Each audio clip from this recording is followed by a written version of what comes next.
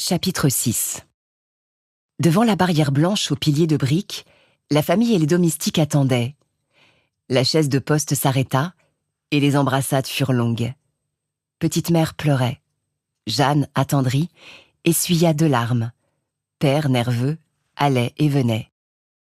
Puis, pendant qu'on déchargeait les bagages, le voyage fut raconté devant le feu du salon.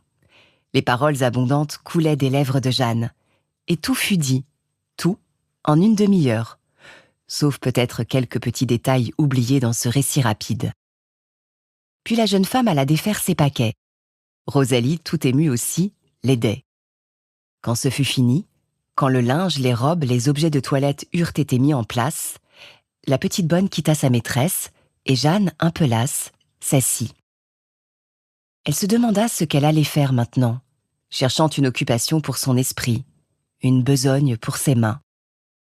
Elle n'avait point envie de redescendre au salon auprès de sa mère qui sommeillait, et elle songeait à une promenade, mais la campagne semblait si triste qu'elle sentait en son cœur, rien qu'à la regarder par la fenêtre, une pesanteur de mélancolie. Alors, elle s'aperçut qu'elle n'avait plus rien à faire, plus jamais rien à faire. Toute sa jeunesse au couvent avait été préoccupée de l'avenir, affairée de songeries. La continuelle agitation de ses espérances emplissait en ces temps-là ses heures sans qu'elle les sentît passer. Puis à peine sortie des murs austères où ses illusions étaient écloses, son attente d'amour se trouvait tout de suite accomplie. L'homme espéré, rencontré, aimé, épousé en quelques semaines, comme on épouse en ses brusques déterminations, l'emportait dans ses bras sans la laisser réfléchir à rien. Mais voilà que la douce réalité des premiers jours allait devenir la réalité quotidienne qui fermait la porte aux espoirs indéfinis, aux charmantes inquiétudes de l'inconnu. Oui, c'était fini d'attendre. Alors plus rien à faire aujourd'hui, ni demain, ni jamais. Elle sentait tout cela vaguement à une certaine désillusion, à un affaissement de ses rêves. Elle se leva et vint coller son front aux vitres froides. Puis après avoir regardé quelque temps le ciel où roulaient des nuages sombres, elle se décida à sortir. Était-ce la même campagne, la même herbe, les mêmes arbres qu'au mois de mai? Qu'était donc devenue la gaieté ensoleillée des feuilles et la poésie verte du gazon où flambaient les pissenlits, où saignaient les coquelicots, où rayonnaient les marguerites, où frétillaient comme au bout de fils invisibles les fantasques papillons jaunes? Et cette griserie de l'air chargé de vie, d'arômes, d'atomes fécondants n'existait plus. Les avenues, détrempées par les continuelles averses d'automne, s'allongeaient, couvertes d'un épais tapis de feuilles mortes, sous la maigreur grelottante des peupliers presque nus. Les branches grêles tremblaient au vent, agitaient encore quelques feuillages, prêts à s'égrener dans l'espace. Et sans cesse, tout le long du jour, comme une pluie incessante et triste à faire pleurer, ces dernières feuilles toutes jaunes maintenant, pareilles à de larges sous d'or, se détachaient, tournoyaient, voltigeaient et tombaient. Elle alla jusqu'au bosquet. Il était lamentable comme la chambre d'un mourant. La muraille verte qui séparait et faisait secrètes les gentilles allées sinueuses s'était éparpillée. Comme une dentelle de bois fin, heurtaient les unes aux autres leurs maigres branches. Et le murmure des feuilles tombées et sèches que la brise poussait, remuait, amoncelé en tas par endroits, semblait un douloureux soupir d'agonie. De tout petits oiseaux sautaient de place en place avec un léger cri frileux, cherchant un abri. Garantis cependant par l'épais rideau des ornes jetés en avant-garde contre le vent de mer, le tilleul et le platane encore couverts de leur parure d'été semblaient vêtus l'un de velours rouge, l'autre de soie orange, teints aussi par les premiers froids selon la nature de leur sève. Jeanne allait et venait à pas lents dans l'avenue de Petite-Mère, le long de la ferme des Couillards. Quelque chose l'appesantissait comme le pressentiment des longs ennuis de la vie monotone qui commençait. Puis elle s'assit sur le talus où Julien, pour la première fois, lui avait parlé d'amour. Et elle resta là, rêvassant, presque sans songer, alanguie jusqu'au cœur, avec une envie de se coucher, de dormir pour échapper à la tristesse de ce jour. Tout à coup, elle aperçut une mouette qui traversait le ciel, emportée dans une rafale, et elle se rappela cet aigle qu'elle avait vu là-bas, en Corse, dans le sombre Val d'Ota. Elle reçut au cœur la vive secousse que donne le souvenir d'une chose bonne et finie. Et elle revit brusquement l'île radieuse avec son parfum sauvage, son soleil qui mûrit les oranges et les cédrats, ses montagnes aux sommets roses, ses golfes d'azur et ses ravins où roulent des torrents. Alors, l'humide et dur paysage qui l'entourait, avec la chute lugubre des feuilles et les nuages gris entraînés par le vent, l'enveloppa d'une telle épaisseur de désolation qu'elle rentra pour ne point sangloter. Petite mère, engourdie devant la cheminée, sommeillait, accoutumée à la mélancolie des journées, ne la sentant plus. Père et Julien étaient partis se promener en causant de leurs affaires. Et la nuit vint, semant de l'ombre morne dans le vaste salon qu'éclairaient par éclats les reflets du feu. Au dehors, par les fenêtres, un reste de jour laissait distinguer encore cette nature sale de fin d'année et le ciel grisâtre, comme frotté de boue lui-même. Le baron bientôt parut, suivi de Julien. Dès qu'il eut pénétré dans la pièce enténébrée, il sonna, criant « Vite, vite, de la lumière, il fait triste ici !» Et il s'assit devant la cheminée. Pendant que ses pieds mouillés fumaient près de la flamme et que la crotte de ses semelles tombait, séchée par la chaleur, il se frottait. « Je crois bien, dit-il, qu'il va geler. Le ciel s'éclaircit au nord, c'est pleine lune ce soir. Ça piquera ferme cette nuit. » Puis, se tournant vers sa fille. « Eh bien, petite, es-tu contente d'être revenue dans ton pays, dans ta maison, auprès des vieux ?» Cette simple question bouleversa Jeanne. Elle se jeta dans les bras de son père, les yeux pleins de larmes, et l'embrassa nerveusement comme pour se faire pardonner, car malgré ses efforts de cœur pour être gaie, elle se sentait triste à défaillir. Elle songeait pourtant à la joie qu'elle s'était promise en retrouvant ses parents, et elle s'étonnait de cette froideur qui paralysait sa tendresse, comme si, lorsqu'on a beaucoup pensé de loin aux gens qu'on aime et perdu l'habitude de les voir à toute heure, on éprouvait en les retrouvant une sorte d'arrêt d'affection jusqu'à ce que les liens de la vie commune fussent renoués. Le dîner fut long. On ne parla guère. Julien semblait avoir oublié sa femme. Au salon, ensuite, elle se laissa engourdir par le feu, en face de petite mère qui dormait tout à fait. Et, un moment réveillée par la voix des deux hommes qui discutaient, elle se demanda, en essayant de secouer son esprit, si elle allait aussi être saisie par cette léthargie morne des habitudes que rien n'interrompt. La flamme de la cheminée, molle et rougeâtre pendant le jour, devenait vive, claire, crépitante.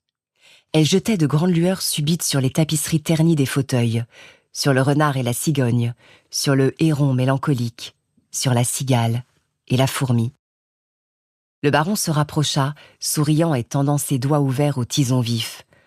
« Ah, ça flambe bien ce soir. Il gèle, mes enfants, il gèle. » Puis il posa sa main sur l'épaule de Jeanne et montrant le feu. « Vois-tu, fillette, voilà ce qu'il y a de meilleur au monde. Le foyer. Le foyer avec les siens autour. Rien ne vaut ça. Mais si on allait se coucher, vous devez être exténués, les enfants. » Remontée en sa chambre, la jeune femme se demandait comment de retour au même lieu qu'elle croyait aimer pouvait être si différent. Pourquoi se sentait-elle comme meurtrie ? Pourquoi cette maison, ce pays cher, tout ce qui jusque-là faisait frémir son cœur, lui semblait-il aujourd'hui si navrant ? Mais son œil, soudain, tomba sur sa pendule. La petite abeille voltigeait toujours de gauche à droite et de droite à gauche, du même mouvement rapide et continu, au-dessus des fleurs de vermeil. Alors, brusquement, Jeanne fut traversée par un élan d'affection, remuée jusqu'aux larmes devant cette petite mécanique qui semblait vivante, qui lui chantait l'heure et palpitait comme une poitrine. Certes, elle n'avait pas été aussi émue en embrassant père et mère.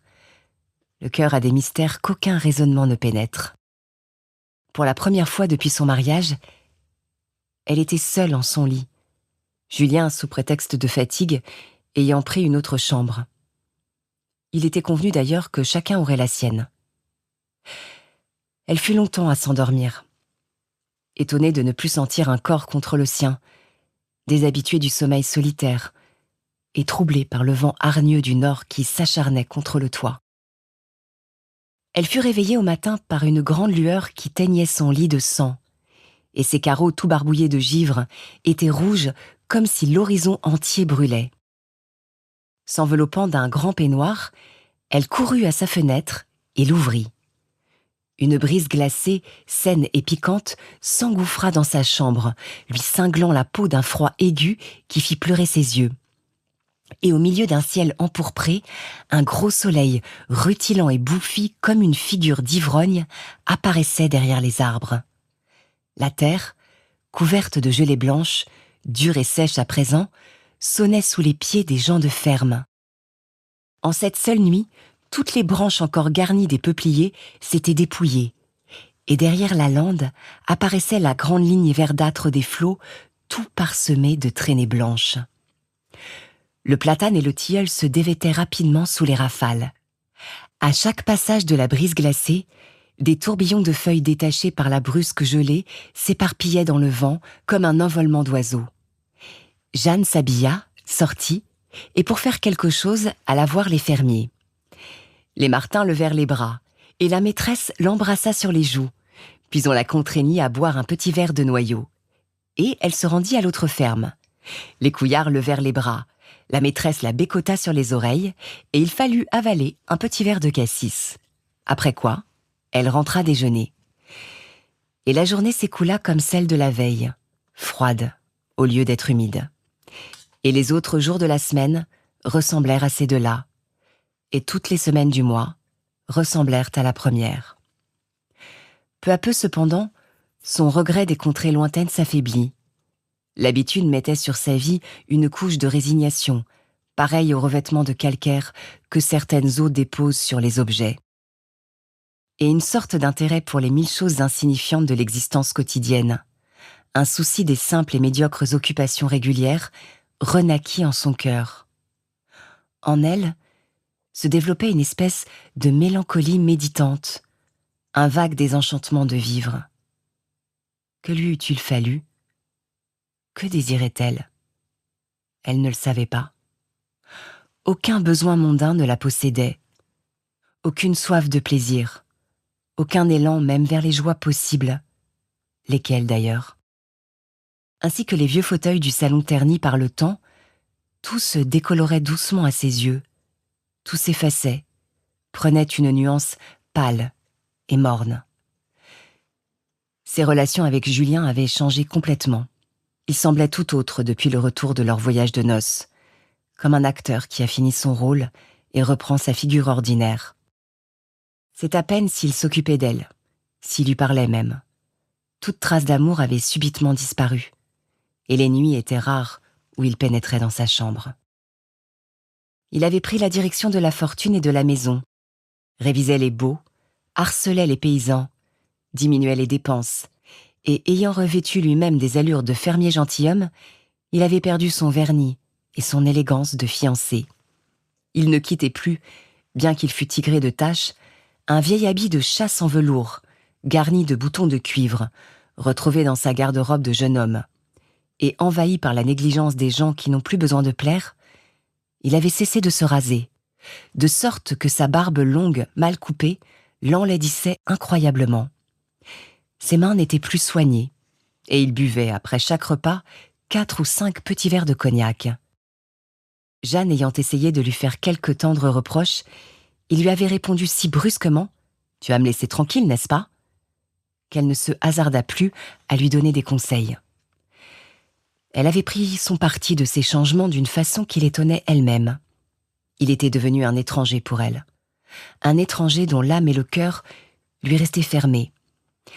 Elle y songeait souvent, se demandant d'où venait qu'après s'être rencontrés ainsi, aimés, épousés, dans un élan de tendresse, ils se retrouvaient tout à coup presque aussi inconnus l'un à l'autre que s'ils n'avaient pas dormi côte à côte. Et comment ne souffrait-elle pas davantage de son abandon? Était-ce ainsi la vie? S'était-il trompé? N'y avait-il plus rien pour elle dans l'avenir? Si Julien était demeuré beau, soigné, élégant, séduisant, peut-être eût-elle beaucoup souffert. Il était convenu qu'après le jour de l'an, les nouveaux mariés resteraient seuls, et que père et petite mère retourneraient passer quelques mois dans leur maison de Rouen. Les jeunes gens, cet hiver-là, ne devaient point quitter les peuples pour achever de s'installer, de s'habituer et de se plaire au lieu où allait s'écouler toute leur vie. Ils avaient quelques voisins d'ailleurs, à qui Julien présenterait sa femme. C'étaient les Briseville, les Coutelier et les Fourville. Mais les jeunes gens ne pouvaient encore commencer leur visite parce qu'il avait été impossible jusque-là de faire venir le peintre pour changer les armoiries de la calèche. La vieille voiture de la famille avait été cédée en effet à son gendre par le baron, et Julien, pour rien au monde, n'aurait consenti à se présenter dans les châteaux voisins si l'écusson des Delamarre n'avait été écartelé avec celui des Lepertuis des Vaux. Or, un seul homme dans le pays conservait la spécialité des ornements héraldiques. C'était un peintre de Bolbec, nommé Bataille, appelé tour à tour dans tous les castels normands pour fixer les précieux ornements sur les portières des véhicules. Enfin, un matin de décembre, vers la fin du déjeuner, on vit un individu ouvrir la barrière et s'avancer dans le chemin droit. Il portait une boîte sur son dos. C'était Bataille. On le fit entrer dans la salle et on lui servit à manger, comme s'il eût été un monsieur, car sa spécialité, ses rapports incessants avec toute l'aristocratie du département, sa connaissance des armoiries, des termes consacrés, des emblèmes, en avait fait une sorte d'homme blason, à qui les gentilshommes serraient la main. On fit apporter aussitôt un crayon et du papier, et pendant qu'ils mangeaient, le baron et Julien esquissèrent leurs écussons écartelés. La baronne, toute secouée dès qu'il s'agissait de ces choses-là, donnait son avis, et Jeanne elle-même prenait part à la discussion, comme si quelque mystérieux intérêt se fût soudain éveillé en elle.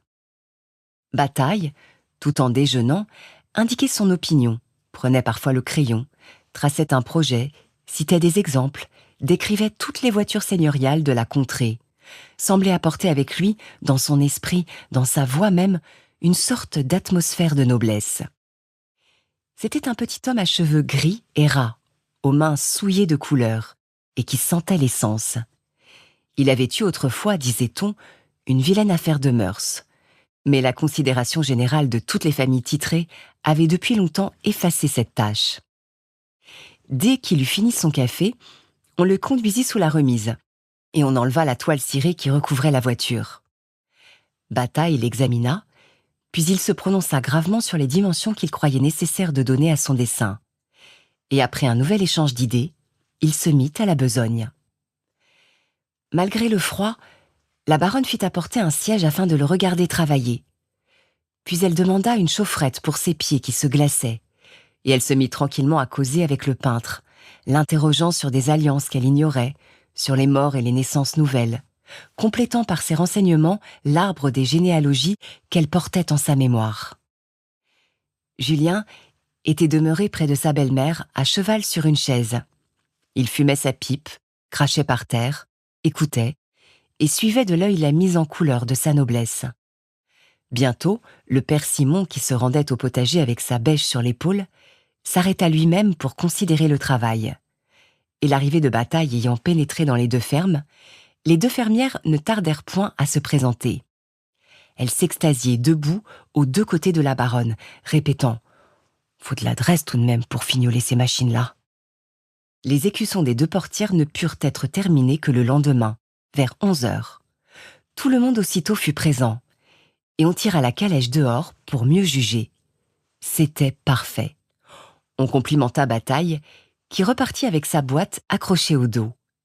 Et le baron, sa femme, Jeanne et Julien tombèrent d'accord sur ce point, que le peintre était un garçon de grands moyens, qui, si les circonstances l'avaient permis, serait devenu, sans aucun doute, un artiste.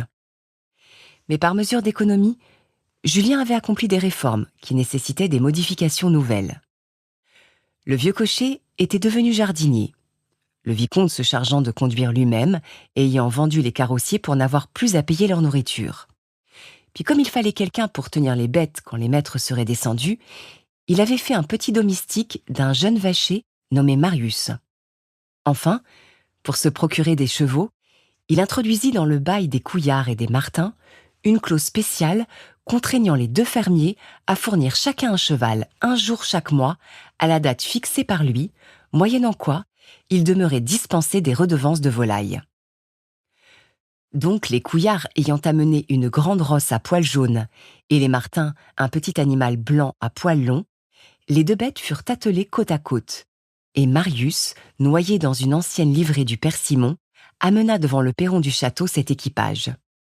Julien, nettoyé, la taille cambrée, avait retrouvé un peu de son élégance passée, mais sa barbe longue lui donnait malgré tout un aspect commun. Il considéra l'attelage, la voiture et le petit domestique et les jugea satisfaisants, les armoiries repeintes ayant seules pour lui de l'importance.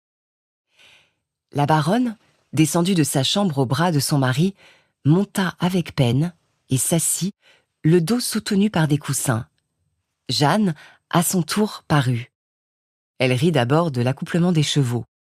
Le blanc, disait-elle, était le petit-fils du jaune. Puis, quand elle aperçut Marius, la face ensevelie dans son chapeau à cocarde, dont son nez seul limitait la descente, et les mains disparues dans la profondeur des manches, et les deux jambes enjuponnées dans les basques de sa livrée, dont ses pieds, chaussés de souliers énormes, sortaient étrangement par le bas, et quand elle le vit renverser la tête en arrière pour regarder, lever le genou pour faire un pas comme s'il allait enjamber un fleuve et s'agiter comme un aveugle pour obéir aux ordres, perdu tout entier, disparu dans l'ampleur de ses vêtements, elle fut saisie d'un rire invincible, d'un rire sans fin. Le baron se retourna, considéra le petit homme abasourdi et cédant aussitôt à la contagion, il éclata, appelant sa femme, ne pouvant plus parler. Regarde, Marius, est-il drôle? Mon Dieu, est-il drôle? Alors la baronne, s'étant penchée par la portière et l'ayant considéré, fut secouée d'une telle crise de gaieté que toute la calèche dansait sur ses ressorts comme soulevée par des cahots. Mais Julien, la face pâle, demanda « Qu'est-ce que vous avez à rire comme ça? Il faut que vous soyez fou !» Jeanne, malade, convulsée, impuissante à se calmer, s'assit sur une marche du perron. Le baron en fit autant, et dans la calèche, des éternuements convulsifs, une sorte de gloussement continu, disaient que la baronne étouffait. Et soudain, la redingote de Marius se mit à palpiter. Il avait compris sans doute, car il riait lui-même de toute sa force au fond de sa coiffure. Alors Julien, exaspéré, s'élança. D'une gifle, il sépara la tête du gamin et le chapeau géant qui s'envola sur le gazon. Puis s'étant retourné vers son beau-père, il balbutia d'une voix tremblante de colère. « Il me semble que ce n'est pas à vous de rire. Nous n'en serions pas là si vous n'aviez pas gaspillé votre fortune et mangé votre avoir. À qui la faute si vous êtes ruiné ?» Toute la gaieté fut glacée. Cessa net. Et personne ne dit un mot. Jeanne, prête à pleurer maintenant, monta sans bruit près de sa mère. Le baron, surpris et muet, s'assit en face des deux femmes. Et Julien s'installa sur le siège, après avoir hissé près de lui l'enfant larmoyant et dont la joue enflait. La route fut triste et parut longue. Dans la voiture, on se taisait, mornes et gênés tous trois. Ils ne voulaient point s'avouer ce qui préoccupait leur cœur. Ils sentaient bien qu'ils n'auraient pu parler d'autre chose, tant cette pensée douloureuse les obsédait. Ils aimaient mieux se taire tristement que de toucher à ce sujet pénible. Au trot inégal des deux bêtes, la calèche longeait les cours des fermes, faisait fuir à grands pas des poules noires effrayées qui plongeaient et disparaissaient dans les haies, était parfois suivie d'un chien-loup hurlant qui regagnait ensuite sa maison, le poil hérissé, en se retournant encore pour aboyer vers la voiture. Un gars en sabots crottés, à longues jambes nonchalantes qui allait, les mains au fond des poches, la blouse bleue gonflée par le vent dans le dos, se rangeait pour laisser passer l'équipage et retirait gauchement sa casquette, laissant voir ses cheveux plats collés au crâne. Et, entre chaque ferme, les plaines recommençaient avec d'autres fermes, au loin, de place en place. Enfin, on pénétra dans une grande avenue de sapins aboutissant à la route. Les ornières boueuses et profondes faisaient se pencher la calèche et pousser des cris à petite mère. Au bout de l'avenue, une barrière blanche était fermée. Marius courut l'ouvrir et on contourna un immense gazon pour arriver par un chemin arrondi devant un haut, vaste et triste bâtiment dont les volets étaient clos. La porte du milieu soudain s'ouvrit et un vieux domestique paralysé, vêtu d'un gilet rouge rayé de noir, que recouvrait en partie son tablier de service, descendit à petits pas obliques les marches du perron. Il prit le nom des visiteurs et les introduisit dans un spacieux salon dont il ouvrit péniblement les persiennes toujours fermées. Les meubles étaient voilés de housses, la pendule et les candélabres enveloppés de linge blanc, et un air moisi, un air d'autrefois glacé, humide, semblait imprégner les poumons, le cœur et la peau de tristesse. Tout le monde s'assit et en attendit. Quelques pas entendus dans le corridor au-dessus annonçaient un empressement inaccoutumé. Les châtelains, surpris, s'habillaient au plus vite. Ce fut long. Une sonnette tinta plusieurs fois. D'autres pas descendirent un escalier, puis remontèrent. La baronne, saisie par le froid pénétrant, éternuait coup sur coup. Julien marchait de long en large. Jeanne, morne, restait assise auprès de sa mère, et le baron, adossé au marbre de la cheminée, demeurait le front bas. Enfin, une des hautes portes tourna, découvrant le vicomte et la vicomtesse de Briseville. Ils étaient tous les deux petits, maigrelets, sautillants, sans âge appréciable, cérémonieux et embarrassés. La femme en robe de soie ramagée, coiffée d'un petit bonnet douairière à ruban, parlait vite de sa voix aigrelette. Le mari, serré dans une redingote pompeuse, saluait avec un ploiement des genoux.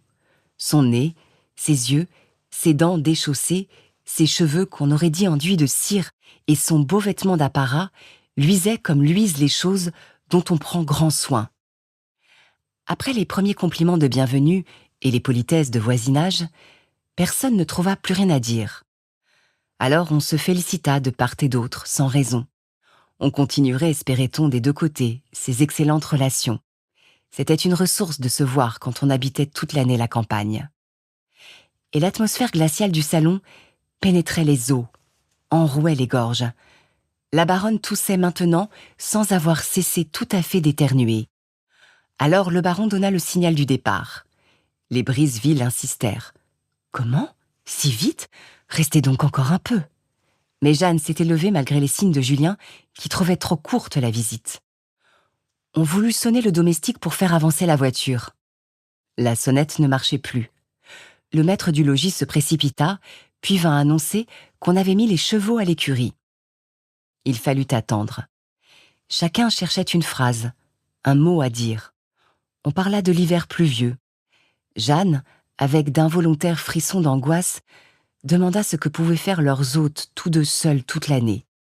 Mais les Briseville s'étonnèrent de la question, car ils s'occupaient sans cesse, écrivant beaucoup à leurs parents nobles semés par toute la France, passant leurs journées en des occupations microscopiques, cérémonieux l'un vis-à-vis de l'autre, comme en face des étrangers, et causant majestueusement des affaires les plus insignifiantes.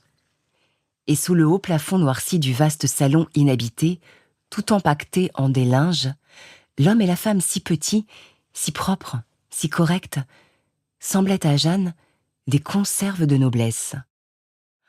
Enfin la voiture passa devant les fenêtres avec ses deux bidets inégaux. Mais Marius avait disparu, se croyant libre jusqu'au soir. Il était sans doute parti faire un tour dans la campagne. Julien, furieux, pria qu'on le renvoyât à pied. Et après beaucoup de saluts de part et d'autre, on reprit le chemin des peuples. Dès qu'ils furent enfermés dans la calèche, Jeanne et son père, malgré l'obsession pesante qui leur restait de la brutalité de Julien, se remirent à rire en contrefaisant les gestes et les intonations des Briseville. Le baron imitait le mari. Jeanne faisait la femme, mais la baronne, un peu froissée dans ses respects, leur dit « Vous avez tort de vous moquer ainsi, ce sont des gens très comme il faut, appartenant à d'excellentes familles. » On se tut pour ne point contrarier petite mère. Mais de temps en temps, malgré tout, père et Jeanne recommençaient en se regardant.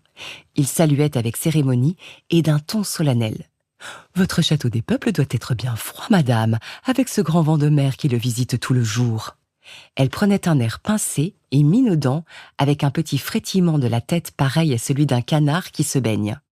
« Oh, ici, monsieur, j'ai de quoi m'occuper toute l'année. Puis nous possédons tant de parents à qui écrire. Et monsieur de Briseville se décharge de tout de moi. Il s'occupe de recherches savantes avec l'abbé Pell. Ils font ensemble l'histoire religieuse de la Normandie. » La baronne souriait à son tour, contrariée et bienveillante, et répétait « Ce n'est pas bien de se moquer ainsi des gens de notre classe. » Mais soudain, la voiture s'arrêta, et Julien criait, appelant quelqu'un par derrière. Alors Jeanne et le baron, s'étant penchés aux portières, aperçurent un être singulier qui semblait rouler vers eux, les jambes embarrassées dans la jupe flottante de sa livrée, aveuglé par sa coiffure qui chavirait sans cesse, agitant ses manches comme des ailes de moulin, pataugeant dans les larges flaques d'eau qu'il traversait éperdument, trébuchant contre toutes les pierres de la route, se trémoussant, bondissant et couvert de boue, Marius suivait la calèche de toute la vitesse de ses pieds. Dès qu'il l'eut rattrapé, Julien se penchant, l'empoigna par le collet, l'amena près de lui et, lâchant les rênes, se mit à cribler de coups de poing le chapeau qui s'enfonça jusqu'aux épaules du gamin en sonnant comme un tambour.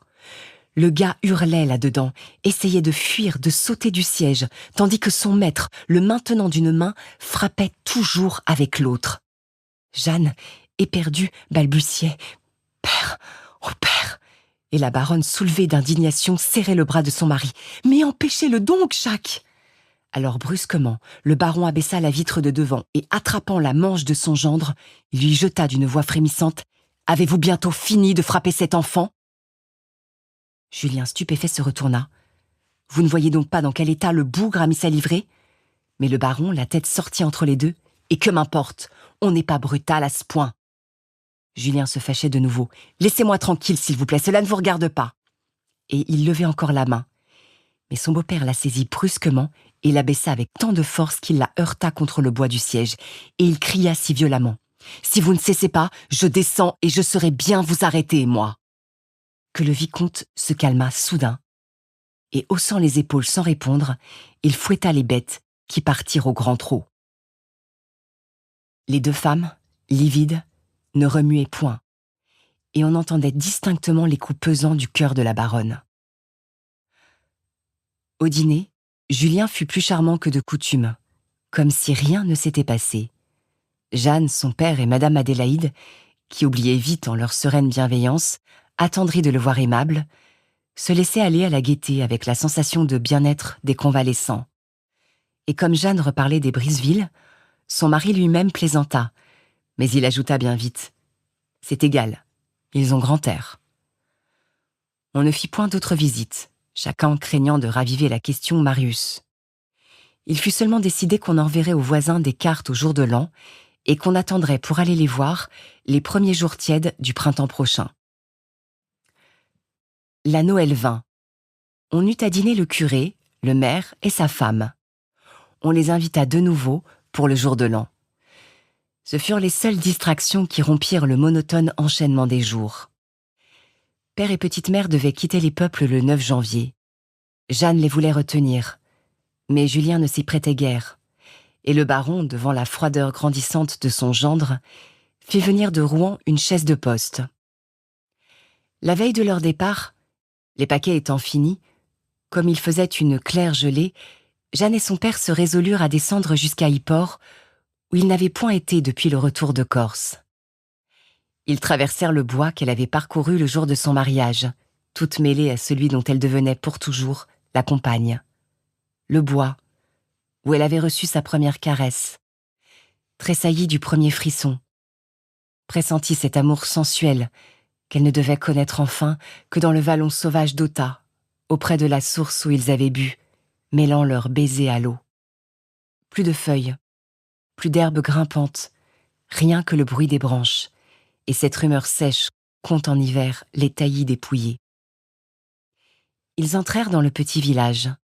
Les rues vides, silencieuses, gardaient une odeur de mer, de varech et de poissons. Les vastes filets tannés séchaient toujours, accrochés devant les portes ou bien étendus sur le galet. La mer, grise et froide, avec son éternelle et grondante écume, commençait à descendre, découvrant vers Fécamp les rochers verdâtres au pied des falaises. Et le long de la plage, les grosses barques échouées sur le flanc semblaient de vastes poissons morts. Le soir tombait, et les pêcheurs s'en venaient par groupes au Perret, marchant lourdement, avec leurs grandes bottes marines, le cou enveloppé de laine, 1 litre d'eau-de-vie d'une main, la lanterne du bateau de l'autre. Longtemps, ils tournèrent autour des embarcations inclinées. Ils mettaient à bord avec la lenteur normande leurs filets, leurs bouées, un gros pain, un pot de beurre, un verre et la bouteille de 3-6. Puis ils poussaient vers l'eau la barque redressée qui dévalait à grand bruit sur le galet, fendait l'écume, montait sur la vague, se balançait quelques instants, ouvrait ses ailes brunes et disparaissait dans la nuit avec son petit feu au bout du mât. Et les grandes femmes des matelots, dont les dures carcasses saillaient sous les robes minces, restées jusqu'au départ du dernier pêcheur, rentraient dans le village assoupies, troublant de leur voix criarde le lourd sommeil des rues noires. Le baron et Jeanne, immobiles, contemplaient l'éloignement dans l'ombre de ces hommes qui s'en allaient ainsi, chaque nuit, risquer la mort pour ne point crever de faim, et si misérables cependant qu'ils ne mangeaient jamais de viande. Le baron, s'exaltant devant l'océan, murmura : « C'est terrible et beau, comme cette mer sur qui tombent les ténèbres, sur qui tant d'existences sont en péril. C'est superbe, n'est-ce pas, Jeannette ?» Elle répondit avec un sourire gelé : « Ça ne vaut point la Méditerranée. » Mais son père s'indignant : « La Méditerranée, de l'huile, de l'eau sucrée, l'eau bleue d'un baquet de lessive. Regarde donc celle-ci comme elle est effrayante avec ses crêtes d'écume, et songe à tous ces hommes partis là-dessus, et qu'on ne voit déjà plus. » Jeanne, avec un soupir, consentit : « Oui, si tu veux. » Mais ce mot qui lui était venu aux lèvres, la Méditerranée, l'avait de nouveau pincé au cœur, rejetant toute sa pensée vers ces contrées lointaines où gisaient ses rêves. Le père et la fille, alors, au lieu de revenir par les bois, gagnèrent la route et montèrent la côte à pas ralentis. Ils ne parlaient guère, tristes de la séparation prochaine. Parfois, en longeant les fossés des fermes, une odeur de pommes pilées, cette senteur de cidre frais qui semble flotter en cette saison sur toute la campagne normande, les frappait au visage, ou bien un gras parfum d'étable, cette bonne et chaude puanteur qui s'exhale du fumier de vache. Une petite fenêtre éclairée indiquait au fond de la cour la maison d'habitation. Et il semblait à Jeanne que son âme s'élargissait, comprenait des choses invisibles. Et ces petites lueurs éparses dont les champs lui donnèrent soudain la sensation vive de l'isolement de tous les êtres que tout désunit, que tout sépare, que tout entraîne loin de ce qu'ils aimeraient. Alors, d'une voix résignée, elle dit : « Ça n'est pas toujours gai, la vie. » Le baron soupira. « Que veux-tu, fillette ? Nous n'y pouvons rien. » Et le lendemain, père et petite mère étant partis, Jeanne et Julien restèrent seuls.